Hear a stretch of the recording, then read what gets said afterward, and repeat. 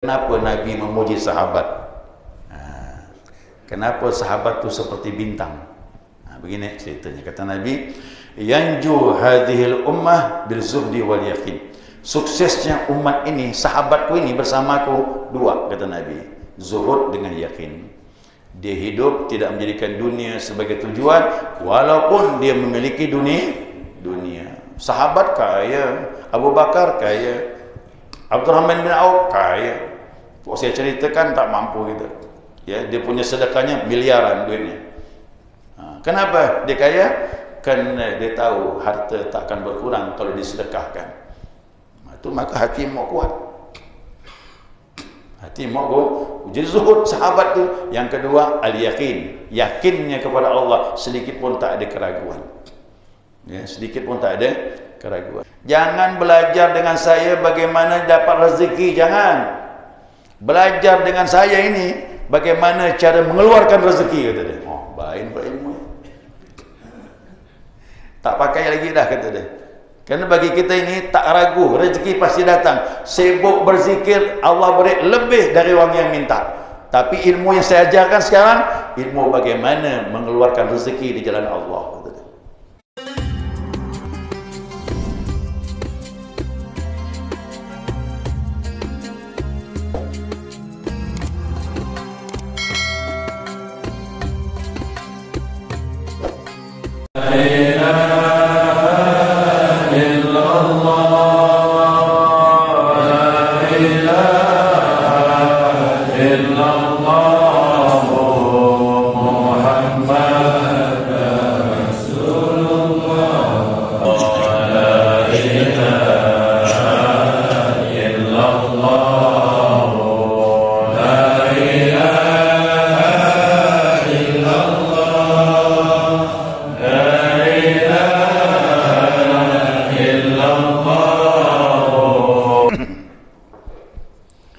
Bismillahirrahmanirrahim. Alhamdulillahi rabbil alamin. Allahumma salli ala nuril anwar wa siril asrar wa tiryakil aghyar miftahi babil yasar sayyidina wa maulana Muhammadinil mukhtar wa alihi al-athhar wa ashabil akhyar adada ni'amillahi wa ibdalih.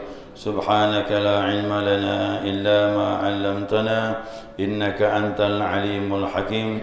Allahumma dhakkirna ma nasina wa 'allimna ma jahilna wa la hawla wa la quwwata illa billahil 'aliyyil 'azim.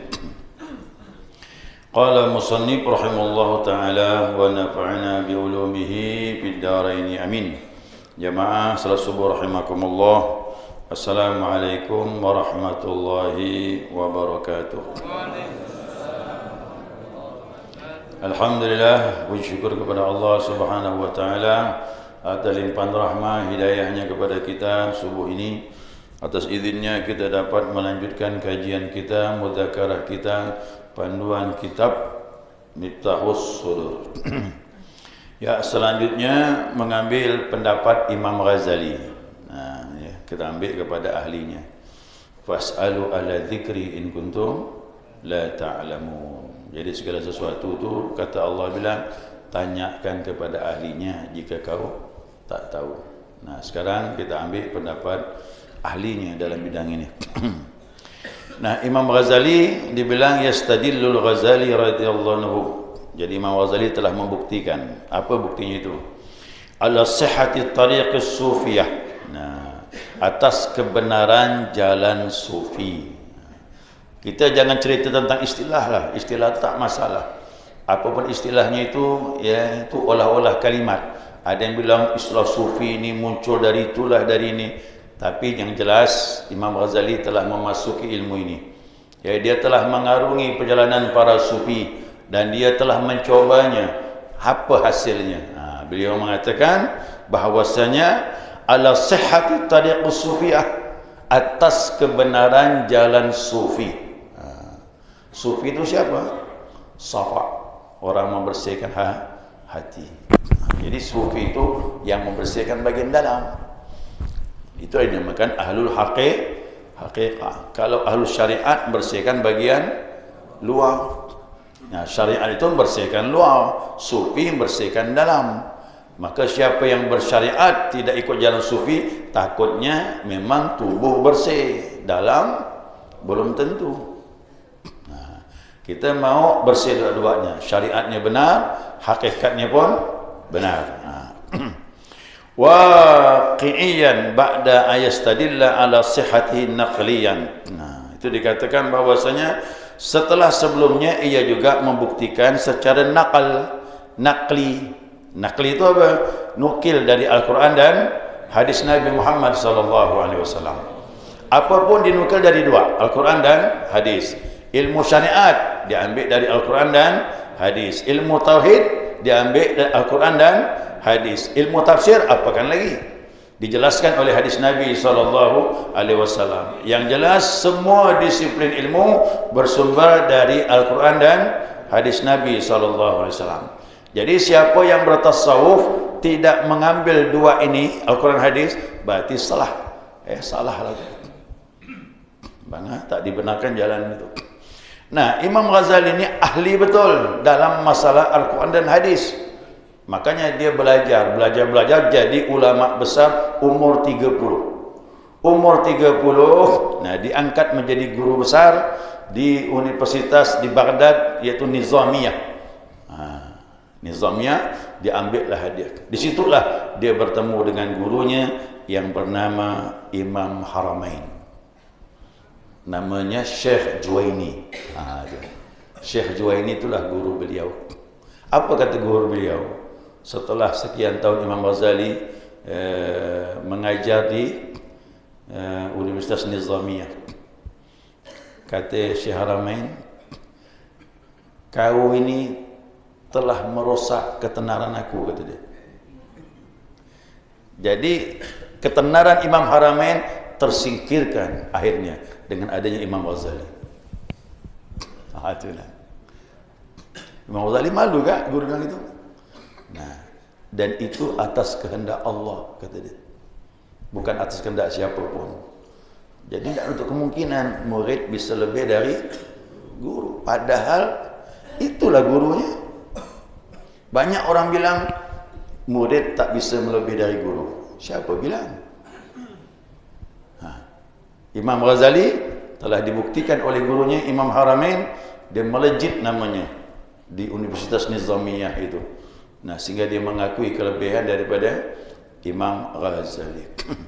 Tapi Imam Ghazali mengatakan, aku tak ada kepuasan batin. Masalah debat apa semuanya, pertengkaran, masalah dalil, semua kalah ulama. Ulama maju dengan dia, debat sekian lama, habis mundur. Tapi apa di sini kata dia? Kosong. Kesombongan yang ada. Dia dah hati-hati orang berdebat kok menang, hati.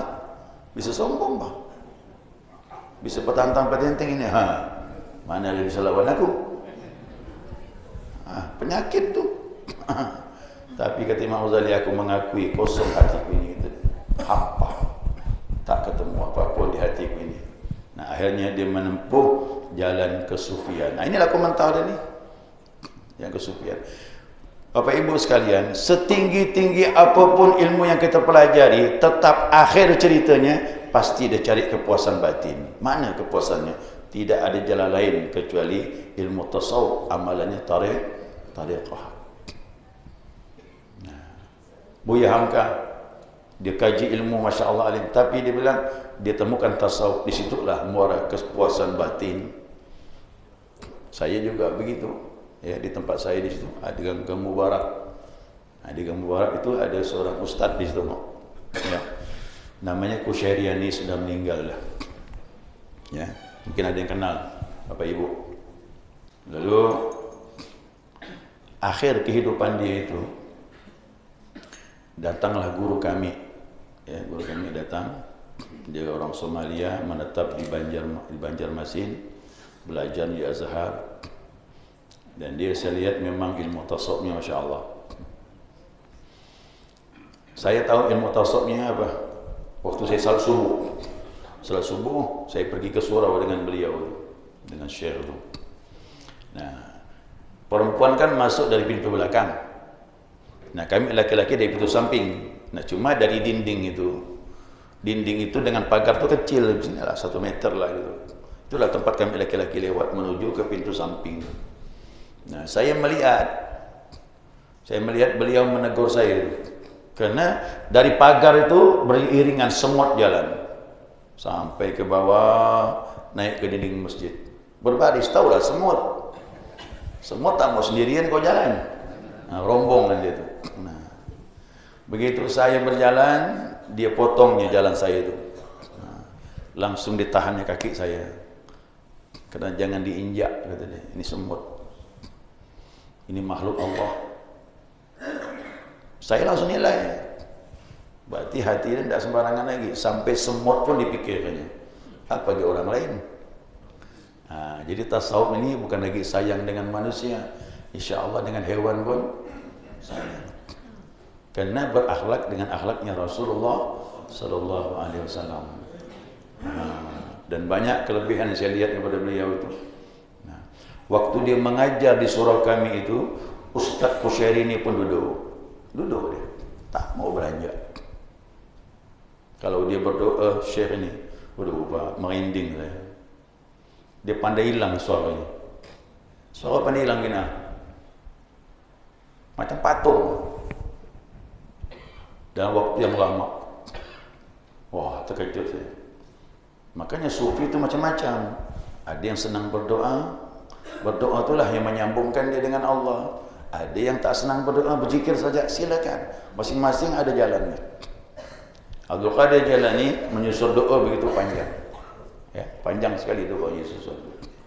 Nah, dalam berdoa lama begitu sampai 5 menit kita ni diam. Apa ni?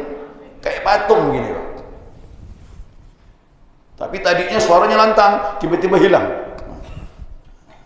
Dia bilang apa? Setelah doa selesai, mohon maaf, saya jauh, kata dia. Saya pergi jauh. Nah, dia tak ada adik beradik di dunia, ada alam lain mas suara. Itu Ustaz Kusyairi ni. Setelah itu, kan ada penterjemah. Penterjemahnya ipar saya sendiri. Ustaz Abraham Nusin Paloga, dia penterjemahnya. Nah, Ustaz Kusyairi bilang sama ipar saya, jangan diterjemahkan, biar dia ngomong sendiri. Oh, kamu kenapa Ustaz? Itu yang kalau dia ngomong sendiri, itu mutiara yang keluar, kata dia. Kalau sudah diterjemahkan, udah tidak bagus lagi, katanya. Biarkan dia ngomong sendiri, kata dia. Mutiara yang keluar. Hebat juga Ustaz, saya pikir kan? Nah, akhirnya akrablah dia. Kemudian pisahlah dengan Syekh ini dah lama. Nah, Ustaz Kusyairi Anis itu meninggal. Saya dipanggil istrinya. Saya datang dengan ipar saya itu. Wab, kata dia, mengenam aja, kan kita hidup disatukan. Wab, kata dia, ke rumah lah, bawalah ipar tu, kata dia. Banyak kitab-kitab beliau di rumah tu, ambillah, kata dia. Untuk apa lagi? Kami pun tidak bisa membaca kitab bahasa Arab. Nah, memang banyak gak orang Arab, tapi tak bisa di Arab. Nah, kan? Beda orang Arab di sana. Kecuali yang ustaz-ustaz yang belajar betul. Masuklah saya bawa ipar saya, Ustaz Rahman itu masuk dalam. Kami lihatlah, Syekh itu ngambil hadis Bukhari berapa jilid, An-Nasai, banyak kitab hadis tu, banyak kitab. Cuma saya heran, di bawah itu, di situ kitab tasawuf, banyak kitab tasawuf. Saya lihat kitab Al-Hikam pun ada, kitab Ihya Ulumuddin Imam Ghazali pun ada, kitab Al-Luma', banyak kitab tasawuf. Saya hafal kitab tasawuf. Nah, Syekh, ini tasawuf semua Syekh. Kata dia bilang, ini mantap nih, kata dia. Kita ambil lah. Nah, akhirnya setelah kami ambil tu banyak sekali kami ambil tu. Duduklah saya di rumah dengan beliau, ipar saya itu. Kata ipar saya bilang, ilmu kalau orang panjang umur, dia bilang macam beliau, dia kosong di sini, dia akan mencari ilmu apa yang menjadikan dia puas, ilmu apa yang menjadikan dia bisa berhubungan dengan Allah, tetap dalam pencarian, tidak bisa tidak. Akhir cerita dia akan mencari ilmu tasawuf ini, kan inilah mutiara ilmu. Jadi kalau orang tak baca ilmu tasawuf, kosong sini. Makanya yang tak baca tasawuf tu banyak berdebat. Berdebat macam Imam Ghazali. Tapi apa yang terjadi? Hati semakin rusak.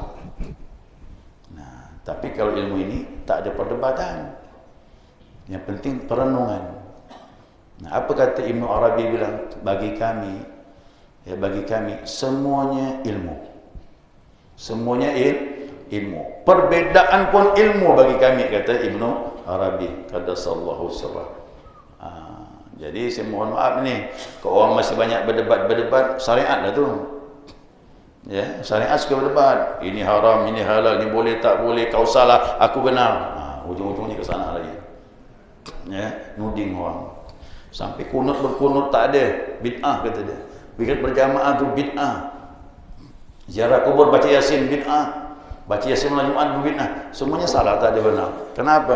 Kita bermain pada syariat, hukum-hukum fikih saja. Tapi kalau kita masuk ilmu tasawuf, tak ada lagi perdebatan. Ya, tak ada perdebatan. Imam Ghazali bagaimana? Imam Ghazali ini. Kita lihat di sini. Beliau menyatakan bahwasanya fa yadhkuru anna hadha tariqa salaquhu as-sahabah. Beliau berpendapat menyatakan bahwasanya jalan inilah yang ditempuh oleh sahabat Nabi Muhammad sallallahu alaihi wasallam. Kesimpulannya dah. Setelah dia mencari dalam ilmu tasawuf ini, dia berkesimpulan ternyata Rasulullah dan para sahabat berjalan pada jalan tasawuf yang ditempuh oleh para sufi. Jadi rugi orang tak berjalan ilmu ini.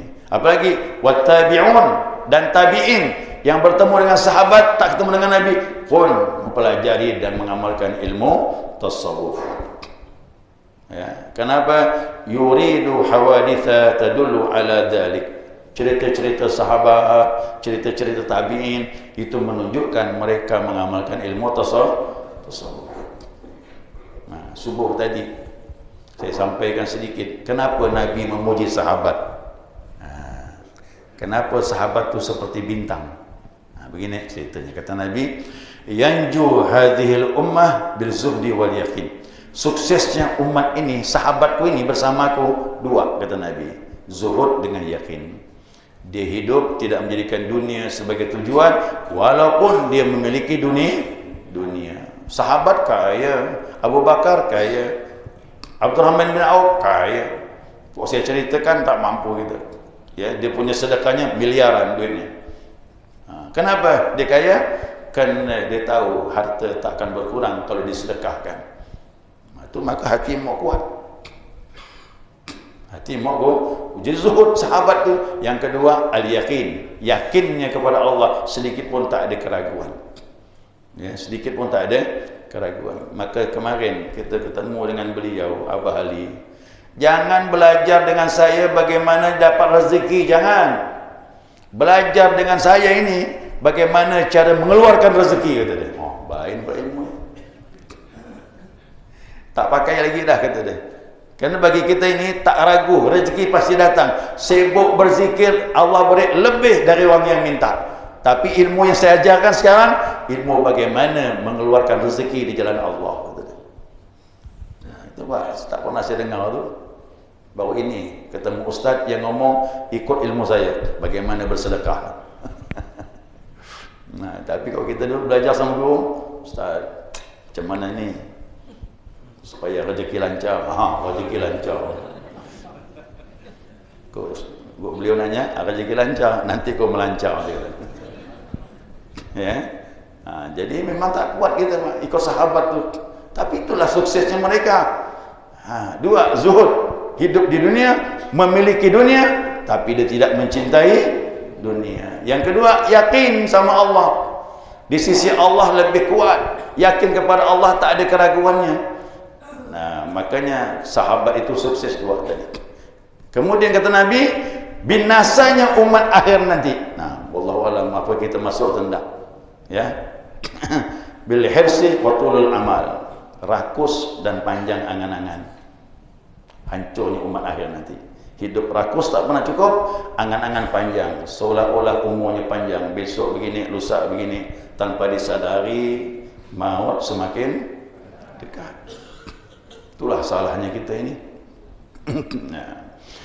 Nah, kemudian dikatakan lagi min hawadithis sahabah wal awliya wasufiyah. Kisah-kisah sahabat, kisah-kisah para wali Allah dan kisah-kisah para sufi. Dan ini jelas kata Imam Ghazali, hikayat-hikayat, kisah-kisah sahabat, kisah para sufi ini la tanfa'ul jahida ma lam yushahid dzalika min nafsi. Ya, tidak akan bermanfaat bagi orang yang mengingkarinya selama dia belum menyaksikan dan belum mengarungi ilmu ini. Kata ulama bilang lam yazuk lam yadri. Siapa tak merasa dia tak tahu. Maka rasa dulu ilmu ini, manisnya ilmu ini. Mudah-mudahan insya-Allah kita merasakan manisnya ilmu zikir ini, ilmu tasawuf ini. Baru kita rasakan lezat, kita tak akan meninggalkannya lagi. Wallahu a'lam. Ya. Saya kira cukup jemaah sekalian. Mungkin ada pertanyaan. Setelah itu mungkin ada ini sesuatu yang bisa sampaikan. Menimbulkan dalam diri kita keyakinan yang kuat kepada katakanlah firman dan hadis, firman Allah dan hadis Nabi. Kadang kita ini cuma katakanlah yakinnya itu tidak kuat, cuma di mulut saja, tapi amal gitu-gitu ya. Kita yakin ada neraka, ada surga, ada siksa kubur, tapi ya gitu-gitu juga amal kita. Bagaimana menimbulkan keyakinan kuat dalam diri kita ini, katakanlah supaya kita benar-benar yakin dengan firman Allah. Mohon pencerahan. Terima kasih. Assalamualaikum warahmatullahi wabarakatuh. Kau yakin daripada Allah, jangan dijawab, tanya dalam hati. Hati yang lebih tahu kekuatan keyakinan kita kepada Allah Subhanahu wa taala. Lalu ada seorang sufi, ini kemarin lupa saya tanyakan kepada beliau, tapi saya sudah dapat gambaran dah. Abdul Wahab Sya'rani, seorang ulama besar di Mesir. Dia mengambil dari guru-guru beliau tentang ilmu ini, ilmu tasawuf ini. Beliau berkata kepada murid-muridnya, ini mohon maaf nih, jangan salah paham nih ya, jangan salah paham. Nah, dia bilang, wahai muridku sekalian, kamu saat ini jangan menyibukkan membaca Al-Quran dulu, sibukkan banyak zikir. Berarti bukan kita membuang Al-Quran ya, enggak. Mohon maaf nih. Sekarang saatnya kamu para pemula perbanyak zikir. Karena Al-Quran itu bacaan bagi orang-orang yang khawas, orang-orang yang khusus. Kalau Al-Quran dibaca orang yang awam, dia hambar, dibaca seperti terpaksa. Satu juz saja sulit untuk menyelesaikannya. Tapi kalau hatimu sudah hidup bersama Allah, nah saya mohon maaf ya, dia bilang apa? Kalau sudah hidup bersama Allah, kau akan senang membaca Al-Quran tanpa disuruh oleh siapapun dan takkan pernah terpaksa lagi. Itu konsepnya begitu. Makanya nanti bisa dirasakan orang ahli zikir yang hatinya bersih baca Al-Quran dengan orang kebanyakan beda. Orang yang hatinya berzikir kepada Allah, begitu baca Al-Quran langsung tersentuh masuk dalam hati. Ma kharaja min qalbi sadaqa qalbi. Apa yang keluar dari hati yang ikhlas kepada Allah membacanya akan sampai ke hati orang yang mendengar. Ali bin Abi Talib karamallahu wajhah, zaman beliau jadi khalifah, dia suruh Abdullah bin Abbas naik di mimbar baca khutbah Idul Fitri. Kata Ali bersenik ngomong, kata Ali bin Abi Talib, kalaulah khutbahnya Abdullah bin Abbas didengar orang kafir, Al-Quran yang diulasnya pasti masuk Islam. Dia bilang itu pasti masuk Islam. Apa sebab? Abdullah bin Abbas dia ahli Al-Quran, tapi ingat di sininya, di hatinya bersih. Siapa hatinya bersih, satu ayat dia baca, orang akan terkesima menyimaknya. Paham itu? Timbulkan keyakinan macam mana? Zikir. Banyak-banyak zikir kepada Allah. Nanti ilmu yakin menjadi ainul yakin. Dari ainul yakin naik kepada akul. Itu proses, tak bisa rendah. Nah makanya para aulia kalau baca ayat, udah kita langsung terkesima. Bahkan kita bisa menangis dia baca ayat, Langsung menangis kita tersungkur. Idza tutla alaihim ayatul rahman kharu sujadan wa bukiya. Orang bertakwa kata Allah, apabila dibacakan surah Ar-Rahman, dia menyungkur, nangis di hadapan Allah SWT. Ingat, dari dalam nih, hati kalau bertakwa bersih dari selain Allah, baca ayat bergetar orang mendengar ayat itu. Itu kuncinya. Nah, saya mohon maaf, kadang-kadang ada penyampaian masuk kuping kanan keluar, tidak dia disalahkan karena dari sini Pak. Saya ceritakan dengan guru saya itu yang salat subuh berjamaah dengan saya sampai menemani Ustaz Bushairi itu. Kalau dia ngomong satu kalimat tak bisa hilang saya telan semuanya. Kenapa? Sayang ditinggalkan karena kalimat yang keluar mutiara semuanya. Nah, apalagi Al-Quran. Begitu baca Al-Quran, mutiara pun keluar. Maknanya lebih dalam daripada ahli tafsir. Kok dijelaskan tuh? Ibnu Athaillah Sekandari punya guru namanya Abul Abbas Al-Mursi. Abul Abbas Al-Mursi masuk ke masjid Amr bin As di Mesir. Kumpul semua ulama kumpul. Dia sufi. Muridnya membaca kitab Al-Qushairiyah. Sikit ya dibaca ayat Al-Quran. Dia pun menguraikan dari Zuhur sampai Asar. Satu ayat Pak diuraikannya dari Zuhur sampai Asar. Orang bingung, kitab apa dipakai ini? Itu kitab langsung dari Allah. Ittaqullah wa yu'allimukumullah. Bertakwalah kau kepada Allah, Allah ajarkan ilmu. Jadi ilmunya langsung. Dia nyampaikan terus dari Zuhur sampai Asar. Nah, ini pengalaman beliau, Abah Ali itu. Dia bilang, saya ketemu orang Arab. Orang Arab di Ampel, Surabaya. Maaf, pahamnya paham Wahabi. Wahabi, paham Salafi itulah. Nah, dia bertengkar apa orang-orang ziarah ke Sunan Ampel, syirik dan sebagainya, menyembah manusia begini. Wah. Beliau pun bilang ni, harus diluruskan ni pemahaman ni. Asal orang ziarah nyembah kubur. Gini dia bilang, ini orang ziarahnya begini hakikat. Diuraikannya tu, diuraikan ngomong sampai jam 12 dari pagi jam 9. Akhirnya orang Arab sana, astagfirullahaladzim, lupa buka toko. Orang Arab kan buka toko, astagfirullah, lupa buka toko. Dia menjelaskan tu dengan Ustaz Ali menjelaskan tentang masalah ziarah tu. Sampai hakikat Allah SWT diceritakan semuanya. Aduh, kata dia, sudah, cukup, kata, tak sadar Zuhur, adzan Zuhur, lupa buka toko di pasar. Udah, kalau besok kamu kesini lagi, kata orang Arab, kamu jangan ngomong ya. Kalau ngomong habis waktu, kata dia. Bayangkan, dari jam 9 ngomong sampai Johor jam 12, tak sadar. Terus. Nah, itu ilmu dari Allah Subhanahu Wa Taala. Akhirnya salah satu di antara mereka minta talqin dzikir. Yang tadi menyalahkan orang ziarah kubur. Akhirnya talqin dzikir. Nah, jadi ziarah itu bukan kita minta semua orang kubur diuraikan terus panjang lebar tu. Nah, bagi beliau ziarah itu silaturahim, kata dia. Ya, silaturahim. Nah. Tahu silaturahim, Pak? Kita berkunjung. Kita seperti lebaran. Lebaran kita naik ke rumah keluarga, handai tolak. Kan ketemu tak? Nah, dia ketemu, Pak. Dia ziarah ketemu sama Sahibul Maqbarah, orang ahli kubur. Nah, itu susah. Kalau kita baca doa saja, kalau dia silaturahim ketemu katanya. Nah, udah ketemu dah. Kapan terbongkarnya? Kami kan di Sunan Muria tu di atas sama Pak Elvira ni, Sunan Muria. Duduklah kami itu ziarah. Karena ada rumah kecil dalam, khusus ministan di dalam tu. Ada rumah kecil lagi. Kita masuk ke atas, rumah kecil. Jadi kita keliling lah tu di rumah. Pas pintunya ada kunci kan, tak masuk ke dalam. Zikirlah, zikir sampai selesai, doa dan sebagainya. Dah selesai. Udah selesai ni, juru kunci ngasih kunci.